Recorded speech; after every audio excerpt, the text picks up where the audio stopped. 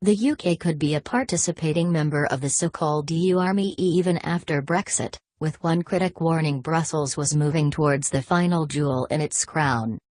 British involvement in the European Defence Union would sharply undermine Brexit, David Banks of Veterans for Britain warned.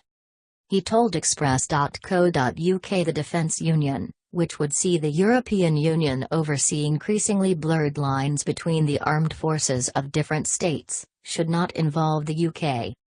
Mr. Banks said opposition to the EU Army was actually one of the few things which united Leave and Remain voters. He said, "We find most Remain voters are against the idea of the EU Commission having any military involvement in member states' militaries, or control over member states' militaries. It's kind of a unifying principle. Remainers and Leavers can come together."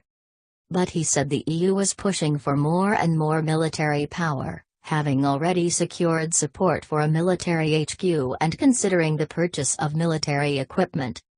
Mr. Banks said there were anger among the veterans his group represented at the lack of objection from the UK. Britain, as a full member state of the EU, can veto agreements at any stage, but officials are not only approving plans but are understood to be considering remaining involved after Brexit. Mr. Banks said, "There is anger. People simply cannot believe what is being entered so far. They can't understand it and we can't understand it." While the government is expected to hold back on signing up to the EU's Permanent Structured Cooperation Process, known as PESCO, Mr. Banks is concerned Britain may join in the future, potentially even after Brexit. He said the past record of UK officials showed they were unlikely to oppose an ever more influential EU military union. He said, "In a nutshell, we have had 6 EU Council meetings over the last year where UK officials have agreed various aspects of the defence union. The UK as a full participating member state has a veto but hasn't used it. It has been signatory to all these agreements." A government spokesman said the Foreign Affairs Council would discuss PESCO on Monday but did not confirm whether they would offer official support.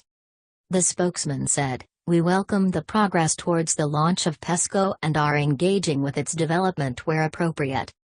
This will be a useful tool to support European security, provided it remains complementary to NATO and encourages NATO-EU cooperation." No final decisions have yet been made about whether the UK will participate in PESCO. But Britain supported the agreement being open to some involvement of non-EU countries where there is a clear benefit to do so.